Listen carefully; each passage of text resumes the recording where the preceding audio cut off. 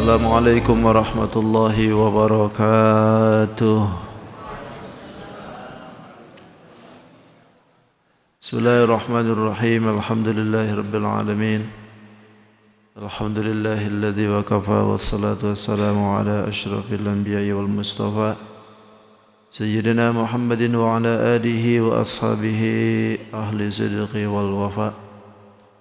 Qala rabbi shrah li sadri wa yassir li amri wa hlul 'uqdatam min lisani yafqahu qawli. Subhanaka la 'ilma lana illa ma 'allamtana innaka antal 'alimul hakim. Wa qad qala Allah ta'ala fi kitabihil karim bi suratul Baqarah ayat 238.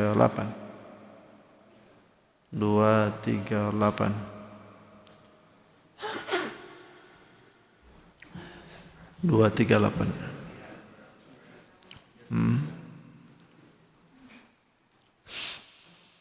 A'udzu billahi minasy syaithanir rajim. Bismillahirrahmanirrahim. Hafizu 'alas salawati was salatil wusta وقوموا لله قانتين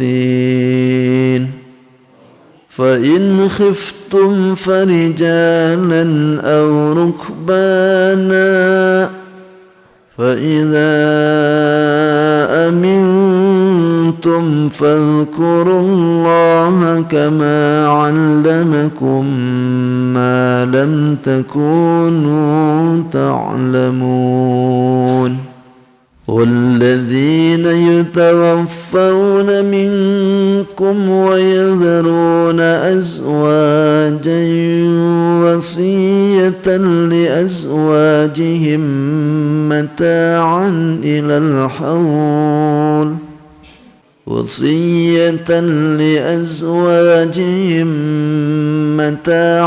إلى الحول غير إخراج فإن خرجن فلا جناح عليكم فيما فعلن في أنفسهن من معروف والله عزيز حكيم وللمطلقات متاع بالمعروف حقا على المتقين كذلك يبين الله لكم آياته لعلكم تعقلون صدق الله العظيم وصدق رسوله النبي الكريم ونحن على ذلك من الشاهدين والشاكرين والحمد لله رب العالمين. Hadratul mukarramin wal mukarramat, Bapak Ibu jamaah, para sepuh yang ulun hormati dan insyaallah semuanya dimuliakan oleh Allah Subhanahu wa taala. Alhamdulillah kita bersyukur di subuh ini kembali kita dipertemukan oleh Allah dalam keadaan sehat walafiat. Diberikan luang waktu terlebih kesempatan guna terus menjalankan ibadah istiqomah, terutama melaksanakan salat subuh dengan berjamaah. Semoga Allah Subhanahu wa taala senantiasa menerima ibadah kita, meridhai langkah kita dan mengampuni segala kesalahan kita, dan tentunya diawali dengan pengajian hajat kita, keinginan kita dikabul oleh Allah Subhanahu wa taala. Yang kedua, salawat dan salam tidak hentinya semoga dibaruahkan kepada baginda kita Sayyidul Wujud, Sayyidul Mustafa wal Murtada, Nabi besar Muhammadin sallallahu alaihi wasallam. Tidak lupa pada keluarganya, para sahabat, para tabi'in, para tabi'ut tabi'in, terlebih sampai kepada kita. Mudahan kita pun khususnya yang berkumpul di tempat ini nanti di yaumil qiyamah diaku sebagai umatnya. Amin. Amin ya rabbal alamin. Bapak Ibu yang dirahmati Allah, Suratul Baqarah di 228. Hafizu 'ala salati was salawatil wusta. Maknanya wallahu alam hakikatul murad. Hafizu, jagalah oleh kalian, ala salawati, semua salat, was salatil wusta, dan salat wusta, wa qumu, dan berdirilah kalian, lillahi, untuk Allah, qanitin ay ta'in, dalam keadaan taat. Fa in khiftum, maka jika kalian berada dalam ketakutan atau berada dalam kekhawatiran, farijalan, maka berjalanlah, au rukbanan, atau berkendaraan. Fa idza amintum, maka jika telah aman atau telah merasa aman kalian, fadzkurullah, maka sebutlah nama Allah, kama 'allamakum, sebagaimana yang telah diajarkan kepada kalian, malam takunu, apa-apa yang kalian belum ta'lamuna, mengetahui. Walladzina, dan orang-orang yutawaffawna, dimatikan, minkum, dari kalian, wa yadharuna, dan meninggalkan kalian, azwajan, bojo-bojo, wasiyatan, untuk berwasiat, li azwajihim, untuk bojo-bojo mereka, mata'an, memberikan nafkah, ilal hauli, sampai 1 tahun, ghairu ikhraj, tanpa keluar atau tanpa mengeluarkan. Fa in kharajna, maka jika mereka pindah atau keluar, fala junaha, maka tidak ada dosa, alaikum, bagi kalian, fima fa'alna, di dalam apa yang diperbuat oleh mereka, fi anfusihinna, di dalam diri mereka, min ma'ruf, secara patut. Wallahu, dan Allah, azizun, maha tangguh, hakimun, maha bijaksana. Walil mutallaqatu, dan adapun tetap bagi perempuan yang tertalak, mata'un, ada mata, ada pemberian, bil ma'ruf, dengan baik, haqqan, sebagai kewajiban, 'alal muttaqin, bagi orang yang muttaqin. Kadzalika, demikian itu, yubayyinullah, Allah perjelas, lakum, untuk kalian, ayatihi, akan ayat-ayatnya, la'allakum ta'qilun, agar kalian ta'qiluna, mengerti atau mengambil pelajaran. Wallahu a'lam bishawab. Hafidhu 'alas salawat was salawatil wusta. Ini akan menjelaskan tentang keutamaan pemeliharaan sembahyang.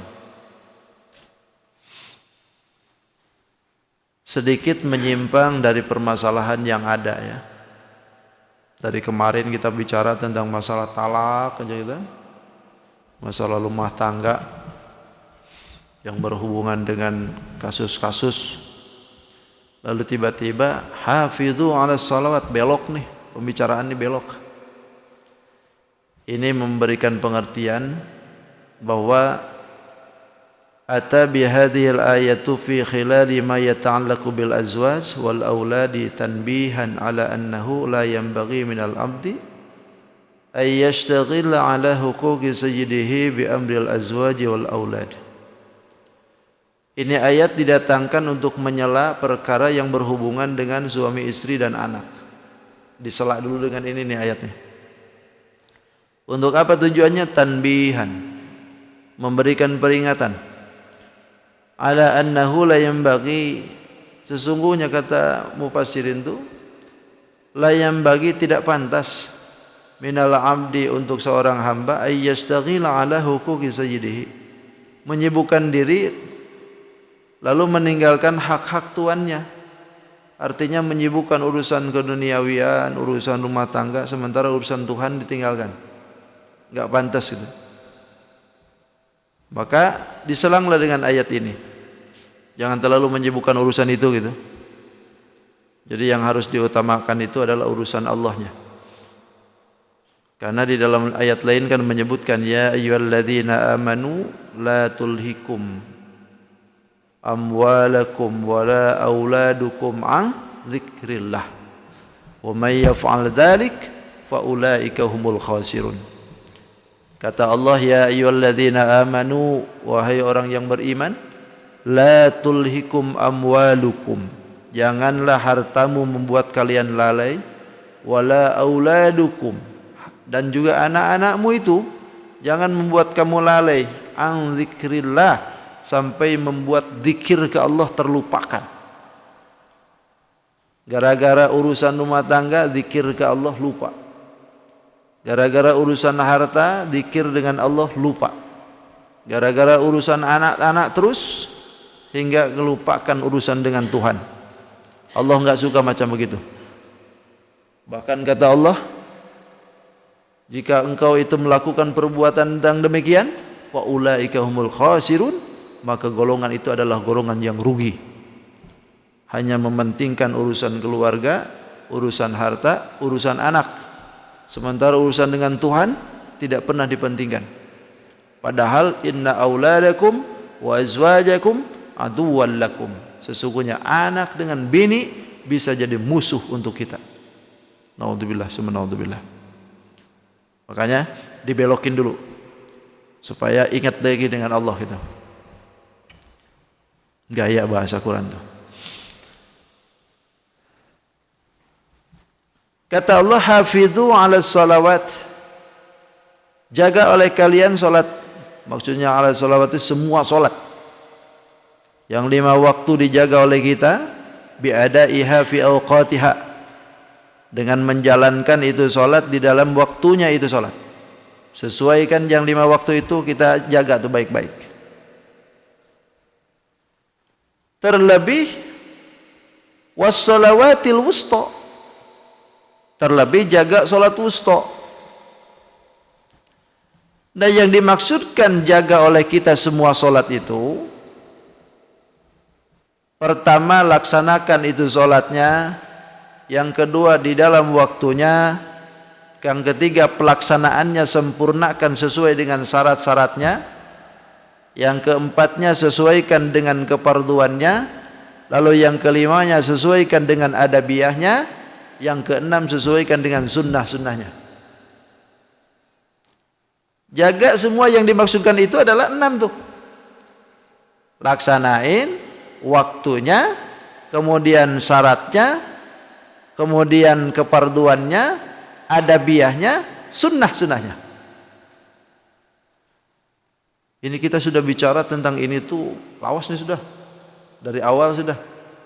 Tentang adabiyah sholat, sholat sahnya sholat, rukun sholat kan sudah tuh. Kalau kembali ke awal nanti panjang lagi bahasa. Nah ini bagian yang terpenting dalam penjagaan hafidhu ala sholawat. Jadi bukan hanya pelaksanaannya aja, tanpa di dalamnya tidak ada rukun yang dijaga, syarat yang dijaga, kesunahan tidak dipakai, adabiyah dihilangkan. Nggak bisa macam begitu. Jadi hafidhu ala sholawat itu adalah di dalamnya ada 6 itu. Mesti harus ada itu.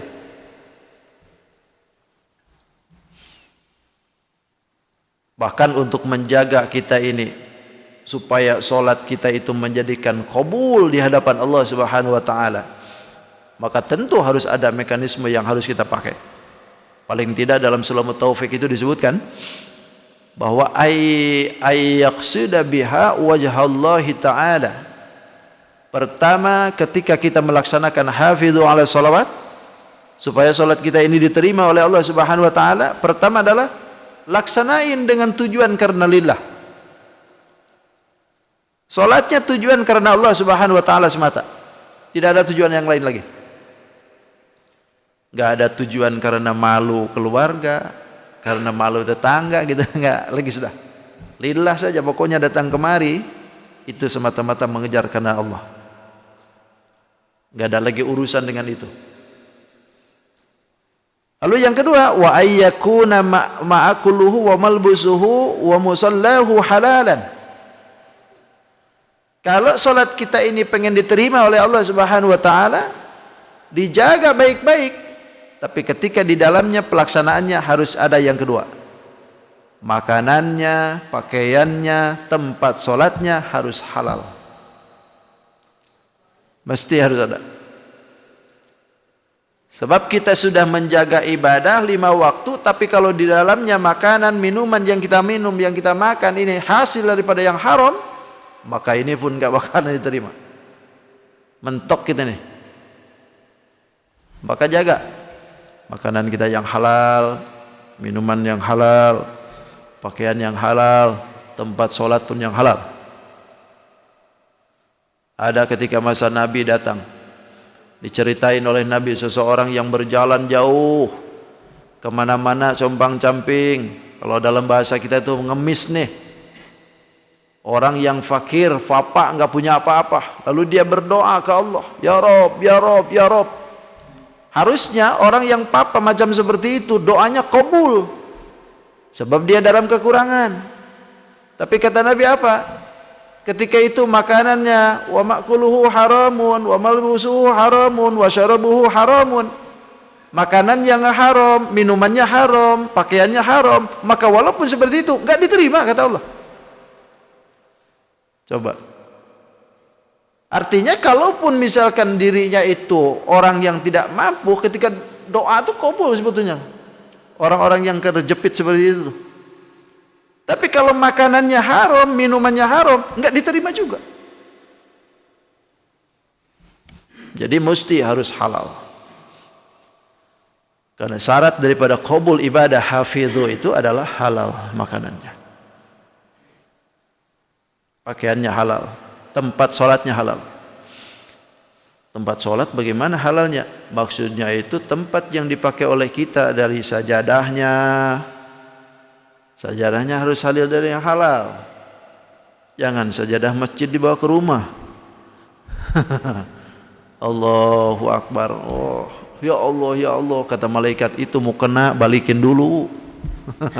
Yang dipakai mukena masjid bawa ke rumah. Itu. Jadi mesti yang halal. Jangan yang diwakafkan dibawa oleh kita.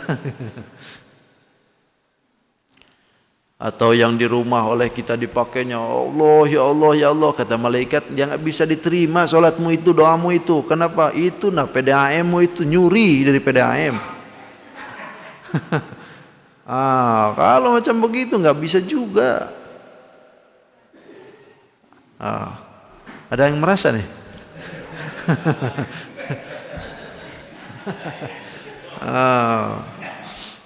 Gak pernah bayar-bayar pakai PDAM.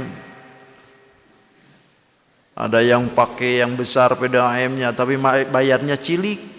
Wah, ternyata digimanain? Oh, diorek-orek. Nah, kalau macam kejadian begitu nggak bisa. Itu sampai kapanpun nggak bisa qabul doa, nggak bisa qabul sholat. Atau barangkali ketika berdoa lagi, ya Allah habis sholat tahajud, nangis. Kata malaikat nggak bisa lo diterima. Itu PLN, PLN nih. Nyuri juga PLN. Lampunya. Masa bayarannya harusnya 2000 ampere itu, ini bayarannya cuma 900 saja. Jadi gimana dijepitnya tuh?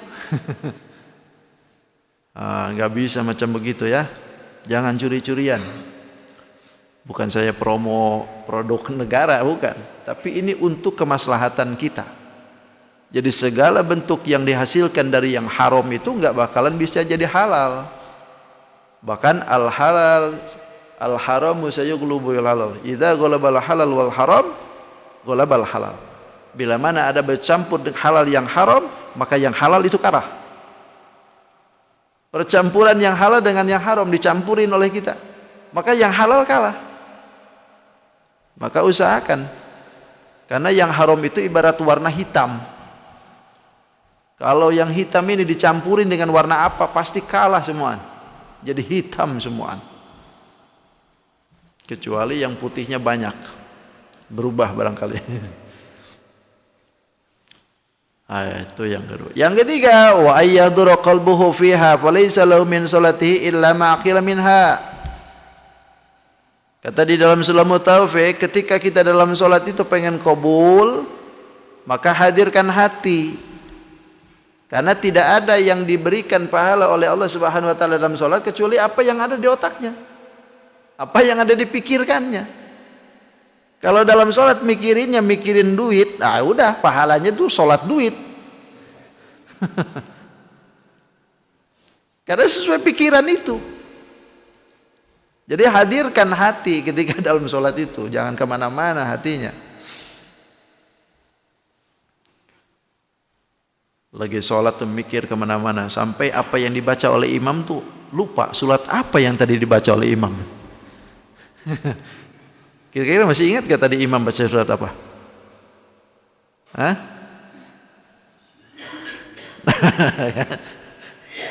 Lupa kalau berarti melamun kita.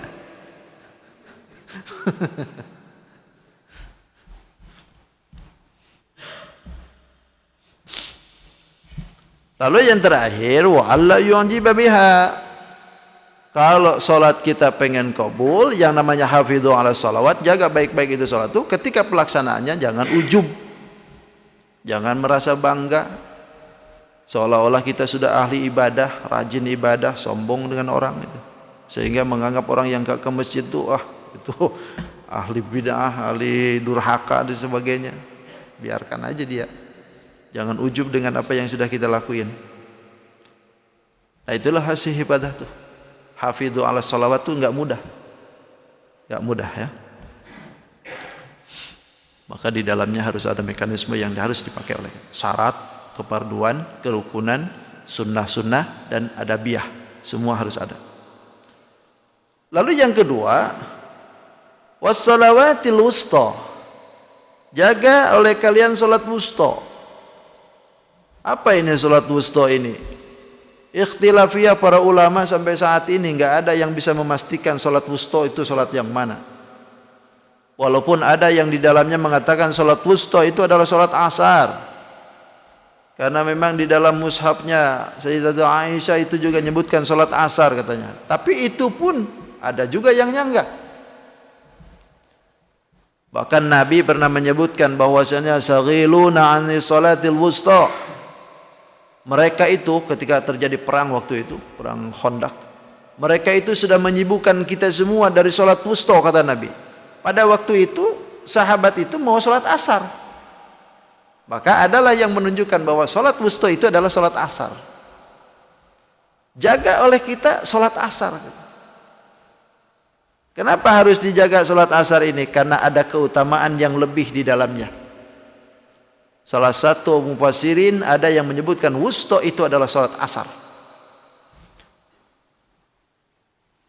Bahkan alasannya itu karena waktu asar itu nuzulul malaikatil laili wa su'udu malaikatin nahar. Karena di waktu asar itu turunnya malaikat malam sekaligus naiknya malaikat siang. Jadi pergantian malaikat itu di waktu asar itu. Malaikat malam turun, malaikat siang naik. Makanya waktu asar. Itu sebagaimana pendapatnya Imam Syafi'i menyebutkan begitu juga. Salat asar. Lalu ada juga yang kedua yang menyebutkan bahwa salat wusta itu salat subuh. Sebagaimana kita sekarang nih. Dan itu pun disandarkan kepada ada hadis yang menyebutkan burika li ummati fi bukuriha. Kata Nabi, umatku itu diberkahi di waktu subuhnya dia. Waktu subuh umatku kata Nabi diberkahi. Berkah yang mana? Yang bangun subuh tentunya. Yang bangun subuh enggak berkah.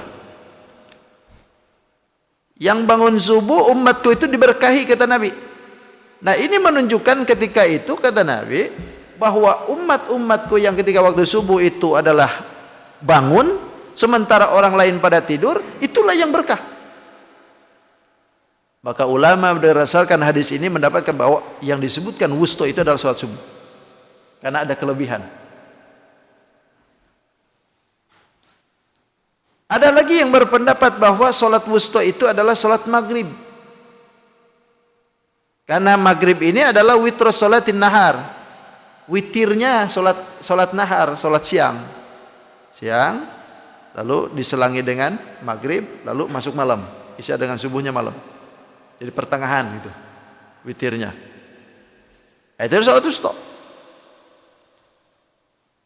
Apalagi ada lagi yang menyebutkan wusta itu salat isya juga. Karena alasannya manusia pada waktu isya itu malas untuk melaksanakan ibadah. Makanya sholat wusta itu harus dijaga. Berarti sholat isya kan? Karena afdolnya keutamaan. Orang lain malas, kita sholat. Jadi intinya nggak ada yang tahu kan? Semuaan jadi bagus akhirnya. Jadi bagi kita bagaimana? Ya wis, lima-limanya aja jaga sudah. Semuanya aja baik-baik jaga. Karena mengandung kehebatan dan keutamaan ini tidak ditampakkan oleh Allah. Kenapa sholat wusta itu tidak ditampakkan oleh Allah? Karena Allah mau menginginkan kita laksanain semuanya. Itu aja sebetulnya. Sebab kalau ditampakkan sholat wusta itu ke kita, maka pasti kita akan memburu itu aja sholatnya. Makanya di dunia ini ada 9 sebetulnya yang disembunyikan oleh Allah. Di samping sholat wusta, Lailatul Qadar disembunyikan kan? Siapa yang tahu Lailatul Qadar? Walaupun pada dasarnya ada perhitungan tanggal sekian bulan Ramadannya, malamnya tanggal sekian Lailatul Qadarnya. Walaupun itu ada perhitungan seperti itu, tapi tidak bisa juga pasti. Atau 10 hari terakhir daripada bulan-bulan Ramadan, itu pun tidak bisa pasti. Karena Allah menginginkan kita seluruhnya dipakai untuk bangun malam. Mana lagi yang disembunyikan oleh Allah? Qabul doa. Qabul doa disembunyikan oleh Allah. Supaya kita mau berdoa. Doa yang mana yang dikabul oleh Allah, tidak ada yang tahu. Supaya terus-terusan kita berdoa. Mana lagi yang disembunyikan oleh Allah? Ismul A'zam. Ismul A'zam itu satu nama yang agung yang ketika disebut apa yang diinginkan jadi. Itu pun disembunyikan oleh Allah. Sebab kalau seandainya Ismul A'zam itu ditampakkan oleh Allah, pasti kita ini nyebut Allah itu lewat nama itu aja. Enggak bakalan ki huwar rahmanur rahim al malikul quddus salamul mu'minul muhaiminul azizul jabbar. Enggak bakalan disebut tuh. Satu aja ditampakin orang misalkan. Ketika menyebutkan ya Rozak, ya Rozak, ya Rozak, langsung kaya dia itu. Enggak bakalan lagi butuh dengan yang ar-rahim, ar-rahim, ar-rahim tuh. Pasti aja ar-Rozak aja terus tuh. Itu kalau Ismul A'zam itu ditampakkan oleh Allah. Makanya 99 nama itu ditampakkan oleh Allah. Baca semuanya kata Allah. Bahkan ketika hafal itu dakhalal jannah kata Nabi. Orang yang hafal Asmaul Husna masuk surga dia. Kalau begitu nggak usah sholat, Asmaul Husna aja bagus. Bukan begitu maksudnya. Saking cintanya dengan Allah, hafal namanya, laksanain syariatnya. Itu masuk surga. Kalau cuma hafal Asmaul Husna aja, kafir juga banyak yang mau Asmaul Husna hafal. Terus mana lagi yang disembunyikan oleh Allah tuh? Sa'ah ijabah. Itu disembunyikan oleh Allah. Sa'ah ijabah itu waktu yang diijabah doa itu di mana? Walaupun ada yang disebutkan misalkan antara khotib duduk pertama dengan kedua, khutbah pertama dengan kedua, itu sa'ah ijabah. Tapi sa'ahnya itu di mana nih? Sa'ah itu sedikit aja. Atau antara adzan subuh dengan iqamah, itu sa'ah ijabah. Atau hari Jumat, atau siangnya, malamnya, wallahu a'lam bishawab. Di mana letaknya sa'ah ijabah itu? Mana lagi wali Allah, itu pun disembunyikan. Di antara kita semua, kita nggak tahu wali Allah itu siapa di situ. Tapi yang jelas dari setiap 40 itu ada walinya satu. Siapa? Wallahu a'lam. Di antara kita ini jadi wali siapa? Bisa jadi yang di belakang, bisa jadi yang di depan. Itu. Tapi yang jelas Allah tidak menampakkannya. Untuk apa? Supaya kita husnuzon dengan makhluk. Bagus sangka dengan makhluk. Siapa tahu wali Allah tuh yang kelihatannya compang-camping barangkali. Kayak orang gila barangkali. Kita nggak tahu siapa.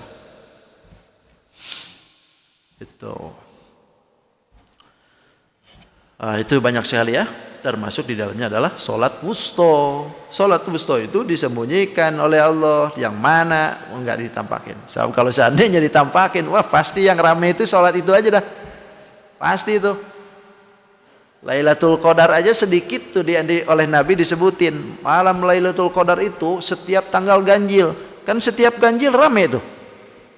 Begitu genapnya aja biasa-biasa lagi tuh. Begitu malam 21 rame, malam 22 biasa, 23 rame lagi. Apalagi kalau prediksinya itu malam ini malam Lailatul Qadar tanggal 27. Oh, itu 27-nya rame. Sampai ada sholat Lailatul Qadar segala. Tapi malam-malam biasanya nggak rame-rame. Padahal Allah tidak menampakkan begitu. Bisa jadi Allah turunkan malam genap pun juga bisa. Itu.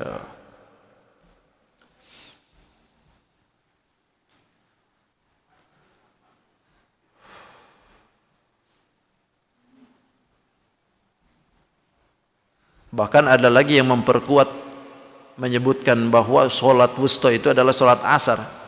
Karena yang menyebutkan dalam hadis itu alladzi yafutuhu sholatul asr ka'annama witra ahlahu wa maluhu.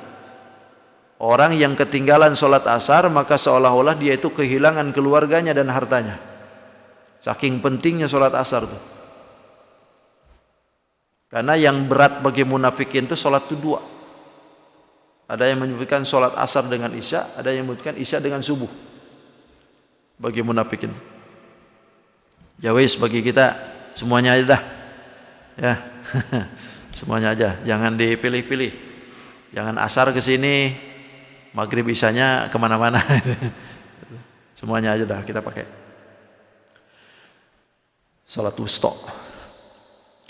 Wa qumu lillahi qanitin. Wa qumu, dan berdirilah kalian lillah karena Allah dalam salat maksudnya. Berdirilah kalian dalam salat itu karena lillah, karena Allah. Qanitin, dalam keadaan taat. Qanitin ini ada dua pendapat. Ada yang menyebutkan qanitin itu adalah muti'in, taat. Ada juga sakinin, tenang gitu, berdiam. Dalam pemaknaan ini tentu ada alasan. Kata Nabi, kullu kunutin fil Quran fahuwa ta'atun. Setiap kunut, qanitin kan, setiap kunut di dalam Al-Quran itu pemaknanya adalah ta'at.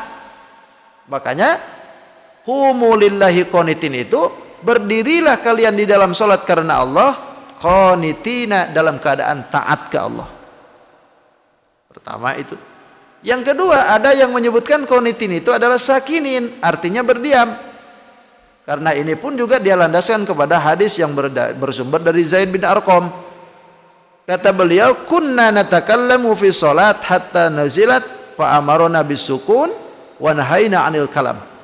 Kata beliau, kami ini ketika salat suka ngomong-ngomong, rupanya suka ngomong tuh ada juga dari dulu. Lagi salat ngomong-ngomong nih. Sampai akhirnya turunlah ayat ini, qumu lillahi qanitin. Berdirilah kalian di dalam salat karena Allah, qanitin, halnya berdiam. Lalu Nabi pun fa'amara Nabi sukun. Kami pun diperintah oleh Nabi untuk berdiam. Bahkan wahanaina 'anil kalam, kami dilarang untuk berbicara. Itu menunjukkan qanitin itu artinya sukun, diam. Berdiri untuk Allah dalam salat, lalu diam berdirinya. Tapi jangan pula karena berdasarkan ayat ini berdiamnya berdiri sholat itu berdiam. Gini aja, nggak ada sedikit pun keluar itu omongan. Mulutnya berdiam aja. Kenapa? Qumu lillahi qanitin. Berdiam, bukan itu maksudnya. Berdiam itu jangan ngomong di luar kategori luar sholat. Tapi kalau mulutnya bacaan sholat ya keluarkan. Jangan berdiam mulutnya tok gitu. Karena ada orang sekarang ini sholatnya itu kayak sholat meditasi. Lep, Allah. Allahu Akbar aja nggak ada. Kenapa sampean itu kok sholatnya diam? Yang penting hati Pak Ustadz. Oh, penting hati. Enggak bisa. Salat itu ada 3. Ada bahasan kategorinya rukun qauli, ada rukun fa'li, ada rukun qalbi. Di mana harus diucapkan, di mana harus digerakkan, di mana harus dimasukkan ke dalam hati. Tidak semuanya harus didiamkan. Allahu Akbar itu rukun qauli, harus terucap di lisan. Allahu Akbar. Jangan ini lisan pun nggak ada. Sudah nggak ada. Takbirnya aja tuh. Sekalian aja begini. Orang sekalian. Jadi hal-hal yang seperti itu tuh apa ya? Ya ikhtilafiyah sih. Tapi memang perlu ada guru. Dari cara kita ngangkat tangan itu ya tentu harus ada guru juga. Jangan asal-asalan gitu. Oh, dalam hadisnya juga begini. Memang dalam hadis ada yang begini, ada yang diangkat. Tapi kalau misalnya gini, mana hadisnya? Ada di bawah. Itu. Atau bila perlu sekalian aja. Allahu Akbar. Kayak Imam Malik kan? Enggak ada lagi ke sini kalau Imam Malik. Coba ke sini Imam Malik. Langsung ke bawah. Tapi kalau cuma ini doang. Kalau diangkat gini ada. Diangkat gini ada. Tapi kalau gini doang. Di mana? Siapa yang ngajarin?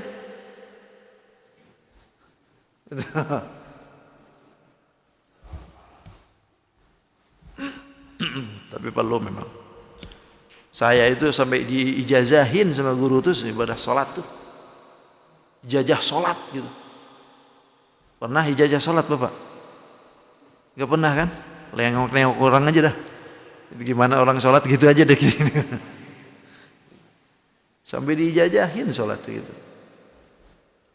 Apa perlu Pak ijazah? Ah, enggak juga. Cuman kalau mau lebih ya ijazahkan. Ada yang tanggung jawab soal. Ini loh sholat itu. Gini prakteknya sholat. Itu. Jadi berdiam ya. Qanitin itu berdiam. Fa in khiftum farijalan. Terus jika kalian dalam keadaan takut farijalan, maka sholatlah sambil berjalan. Au rukbana, atau sholatlah dalam berkendaraan. Ini kalau seandainya kita sholat takut khawatir ada musuh, atau dalam keadaan banjir, atau dalam keadaan ada binatang buas, sementara sholat ini harus dilakoni. Binatang buas di luar semua, gak bisa keluar kita tuh dari rumah. Sementara belok dari rumah tuh, ini kalau keluar sedikit aja dihantam nih buaya nih, misalkan. Udah, kalau macam seperti itu farijalan, sambil lari aja sholatnya dah. Bisa, boleh. Kalau dalam keadaan tertentu. Rijalan itu jamak dari rajilun. Ay masyatun sallu. Sholat sambil jalan. Sholat sambil jalan. Tapi dalam keadaan khawatir, menakutkan gitu. Dalam keadaan Gunung Semeru meletus itu kan. Sambil lari bawah itu. Waktu sholat mau mepet, mau habis nih. Udah sholat aja sambil jalan tuh. Kalau seperti itu. Aurukbana, atau sambil berkendaraan. Kaifa amkana mustaqbilal kiblati aw ghairiha. Memungkinkan kita untuk menghadap kiblat atau tidak, pokoknya sambil jalan aja bawa kendaraan dah. Kalau seandainya seperti itu dalam keadaan tertentu, fa in khiftum bahasanya, menakutkan, ada musuh nih lagi perang nih. Kalau lagi perang kan nggak bisa kita nih adem-adem sholat seperti ini kan. Pokoknya gimana pun dalam keadaan caranya kita ketika itu sholat dah. Mau sambil bawa motor kayak, bawa kuda kayak, bawa sapi kayak gitu. Pokoknya mabur aja sudah. Mau madhab kiblat atau enggak, itu enggak jadi masalah. Bagaimana ruku dengan sujudnya? Pakai isyarah. Ruku sujudnya pakai isyarah. Sambil pegang setir. Allahu Akbar ruku. Sami Allahu liman hamidah. Allahu Akbar. Sampai gitu aja. Tapi dalam keadaan tertentu ya. Lain halnya kalau sholat sunnah. Kalau sholat sunnah ada yang membolehkan sambil bawa kendaraan. Sholat sunnah. Tapi faida amintum fadzkurullah. Bila mana kalian telah merasa aman dari ketakutan yang tadi itu, fadzkurullah. Artinya sholatlah kalian, zikirlah kalian, sebut-sebutlah nama kebesaran Allah Subhanahu Wa Taala. Maksudnya sholatlah kalian. Kama allamakum, sebagaimana yang sudah diajarin. Artinya berdiri, sholat madhab kiblat, gitu. Biasa kita nih. Kalau dalam keadaan aman, jangan kayak tadi. Gitu. Oh, kenapa sampean sholat di kendaraan gitu? Kan ada ayatnya Pak Ustaz. Oh, itu salah kaprah. Salah kaprah.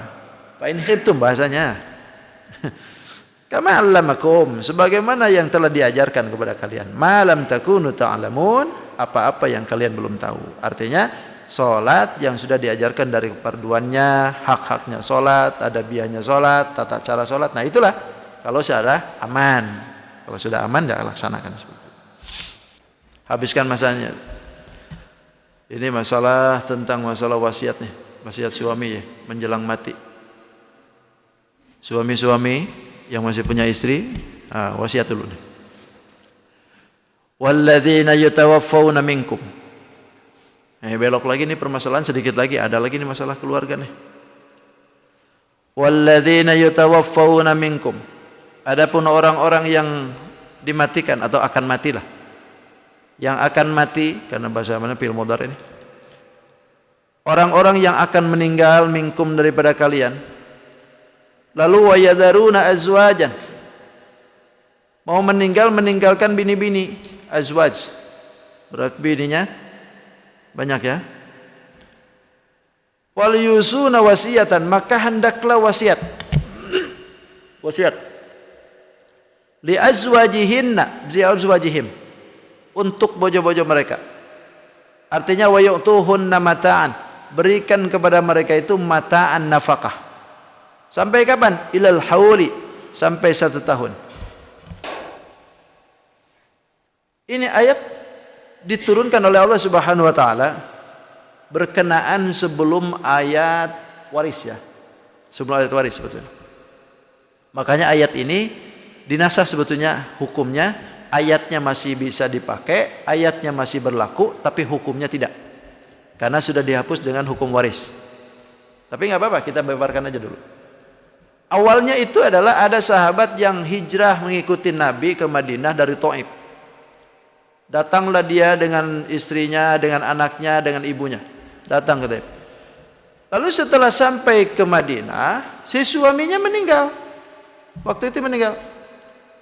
Lalu unjukkanlah ke Nabi permasalahan ini. Lalu kata Nabi bahwa engkau harus memberikan nafkah dari hasil itu peninggalannya, berikan dalam waktu 1 tahun waktu itu. Jadi waktu itu 1 tahun.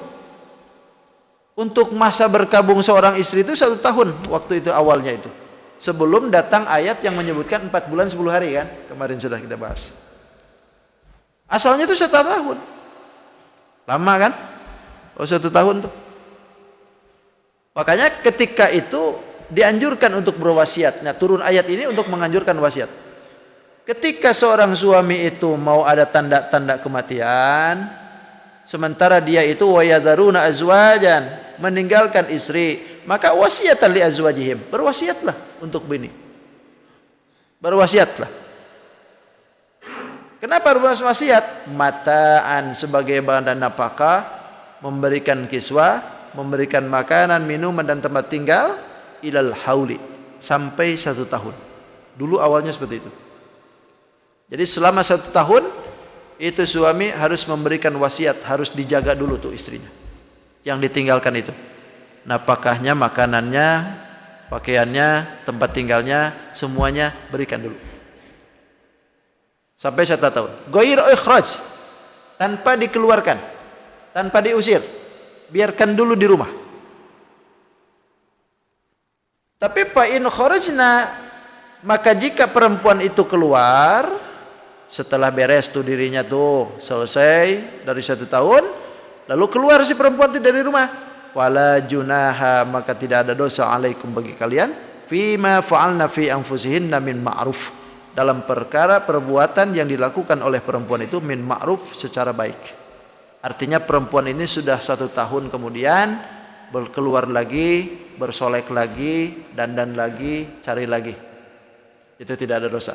Kalau 1 tahun tapi dulu ya awalnya 1 tahun. Tapi setelah ayat kemarin sudah diteruskan, setelah ayat itu disebutkan bahwa berkabungnya seorang perempuan itu 4 bulan 10 hari, maka ini ayat tidak berlaku lagi. Jadi hanya berlaku bacaannya saja, tapi hukumnya tidak berlaku. Wallahu azizun hakim, dan Allah aziz, maha tangguh, hakimun, maha bijaksana, maha tahu dalam segala perbuatannya. Wasiat Fatkur. Bahkan Imam Syafi'i bersepakat bahwa ini ayat itu ayat mansukh, ayat yang dinasah, dengan dinasah ayat yang menyebutkan bi arba'ati asyhuri wa asra, itu ayat yang menasahnya.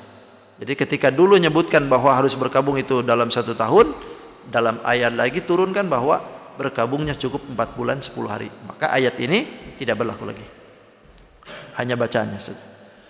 Lalu kemudian walil mutallaqatu mata'un bil ma'ruf. Bagi perempuan yang dicerai, mata'un, ada pemberian, bil ma'ruf, dengan secara baik. Artinya biqadril imkan, sesuai dengan kemampuan. Berikan dia, kalau seandainya itu ditalak, maka berikan dia sesuai kemampuan kita apa yang diinginkan oleh dia. Jangan bablas ya. Jangan bablas. Artinya kalau dia ditalak, ya berikanlah sedikit. Apa? Haqqan 'alal muttaqin, sebagai kewajiban bagian kepada orang yang muttaqin. Kenapa Allah Subhanahu wa taala mengulang-ulang kalimat ini? Liyu'ammal mamsusati, karena agar tercapai, kata Allah, untuk perempuan yang dicampuri itu, supaya tercapai untuk juga dikasihkan juga. Karena di dalam ayat-ayat sebelumnya tidak disebutkan seperti itu. Makanya Allah ulang-ulang lagi ayat seperti ini tuh, supaya apa yang diceraikan itu, atau istri yang diceraikan itu, tetap ada haknya gitu untuk dia. Jangan sampai bablas, mentang-mentang permasalahan itu misalkan sudah begitu kadung benci, sampai kita melupakan kewajiban kita. Makanya kata Allah, haqqan 'alal muttaqin. Ini adalah kewajiban untuk muttaqin. Kalau istri sudah dicerai, berikanlah dia sebagai mata, sebagai pemberian untuk dia hidup selanjutnya dengan yang lain gitu. Ibaratnya kasih modal dah gitu. Kasih modal dikit. Karena lepas dari suami kan dia nggak punya apa-apa tuh, kecuali mungkin kalau yang kaya raya ya. Tapi ya tetap aja suami. Kadzalika, yang demikian itu, yubayyinullah, Allah perjelas lakum untuk kalian, ayatihi, akan ayat-ayatnya, la'allakum ta'qilun, agar kalian mengerti, agar kalian memahami itu. Karena ini bagian dari hak dan kewajiban, maka ketika terjadi seperti itu pun tetap harus dilaksanakan. Itu aja sebetulnya tujuan. Wallahu a'lam bishawab. Terima kasih, mudah-mudahan apa yang saya sampaikan bermanfaat. Terima kasih atas segala perhatian. Mohon maaf atas segala kehilapan dan kekurangan. Hadanallahu wa iyyakum ajma'in. Khudbah sahabat wa qadar. Assalamualaikum warahmatullahi wabarakatuh. Allahumma salli wa sallim ala sayyidina Rasulillah ajma'in. Bismillahirrahmanirrahim. Wassalatu wassalamu ala asyrafil anbiya wal mursalin sayyidina wa lana Muhammadil amin. Allahumma rabbi anfa'na bima 'allamtana, rabbi 'allimna alladhi yanfa'una, rabbi faqihna وفقه أهلنا وقربات لنا في ديننا. توسلنا بتعالمين، توسلنا بتعالمين، أنت رزقنا الواسع وأنت رزق الأمانة. ربنا آتنا في الدنيا حسنة وفي الآخرة حسنة وقنا عذاب النار. والحمد لله رب العالمين. تقبل الله ومنكم. سبحانك اللهم وبحمدك أشهد أن لا إله إلا أنت أستغفرك وأتوب إليك.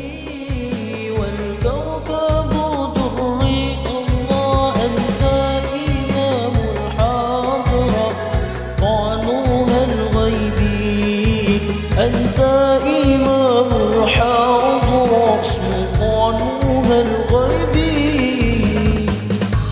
عبد حملي ثقيل فإني عبد حملي ثقيل ولي